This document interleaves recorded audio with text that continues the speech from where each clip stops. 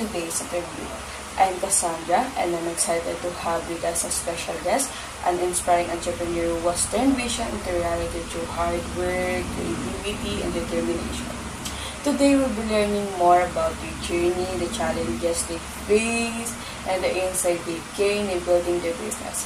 And welcoming Alice Casino, the founder of Nanay Alice Vegetables Sari-Sari Store. Ako si Nanay Alicia Casino, nagtitinda dito sa Batwiran Street, Napindan, Purok 7. Everyone, and welcome to today's video. I'm Philip Ander Ubana, and I'm excited to have you with a special guest, an inspiring entrepreneur who has turned vision into reality through hard work, creativity, and determination. Today, we're learning more about their journey, the challenges they face, and the insight they have gained in building their business.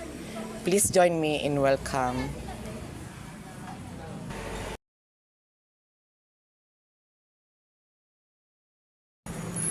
Ako si Nanay Alice Casino,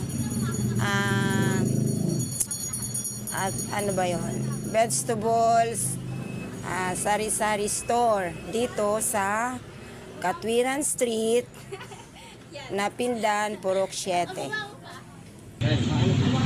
the founder of Vegetable Store, Sari-Sari Store. Thank you for joining us. And ito po yung question, kailan niyo po sinimulan ang negosyo niyo? 1979? 1979. And next question po, bakit napili niyo ang ganitong uri ng negosyo? Para ambag sa asawa ko, income niya, malibre din kami sa aming konsumo at panggastos namin sa pang-araw-araw. And third question po is, anong mga hamon na iyong hinarap sa mga unang yugto ng iyong negosyo? Hamon. Mahirap, pero tiyaga hanggang sa umabot ako ng ganitong edad o tumagal. Sakripisyo talaga ang pagninegosyo. Mga diskarte na maaari mong ibahagi sa pagharap sa iba't ibang mga paghihirap o hamon sa iyong negosyo? Diskarte. Ang diskarte po ay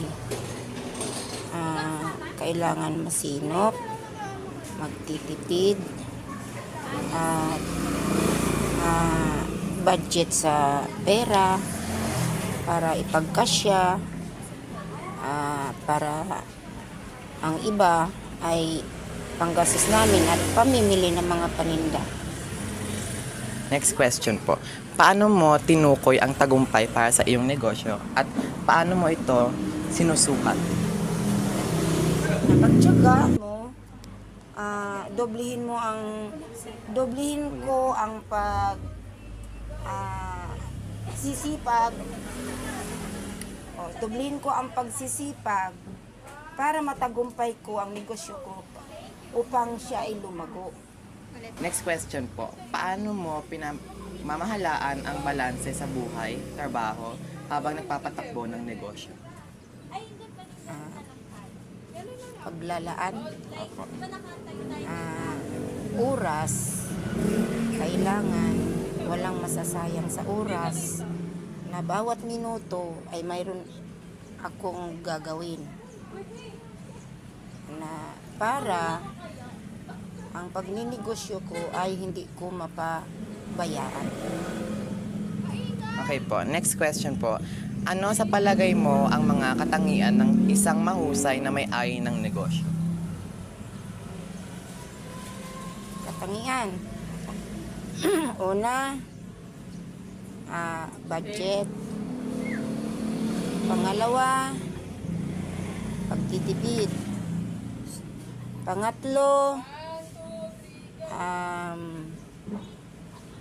pag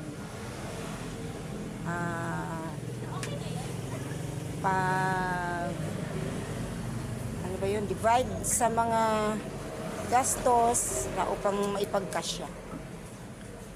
Next question po, ano ang naging pinakamahirap na aspekto na pagpapatakbo ng negosyo at paano mo ito nalampasan? Isa na dyan yung kakulangan sa puhunan. Yun, mahirap yun. At maghanap ka ng diskarte na para ay mayroon kang ititinda sa maghapon.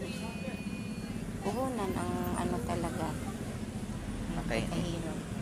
Next question po, nakaranas ka na ba ng anumang makabuluhang pagkabigo o pag-urong at ano ang natutunan mo mula sa mga ito? Maraming naranasan simula nang ako ay nagtitinda. Umpisa nang ang anak ko ay nag-aaral. Pagkatapos, pinaaral sa hindi magandang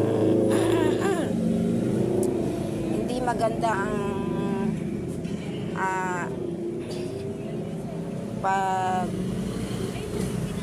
monitor ko sa kanya, parang nagkulang ko ng monitor dahil sa puro na lang ako negosyo. Hindi ko masyado siyang masubaybayan. Basta naisuporta ko sa kanya ang financial. Mayroon din namang time na nagkukulang din kami sa budget o kawalan. Doon isang talaga yung sakripisyo. Okay po. Next question, ano ang i-recommenda mo sa sino mang gustong magbukas ng sariling nilang negosyo? Ang rekomenda, unang-una ay nasa plano. Pangalawa, pagtsatsaga at titiis. Kung anong pagod ng maranasan mo, kailangan mong malampasan. Pangatlo, kapag may pera, hindi lahat kailangan may savings. May savings na dapat itabi sa pang-araw-araw na para may maiipon sa panahon na mayroong kagipitan o emergency, mayroong kang dudukot. And yun na po yung last, and thank you po for your... That brings us to the end of our interview. A big thank you for Alicia Casino for sharing your valuable, inspiring journey and practical insight with us today. Your story is a great reminder that with passion, perseverance, and purpose, success is possible. We wish you continue growth and success in your future endeavors. And to our audience, thank you for joining us. Until next time, stay inspired and chasing your dreams.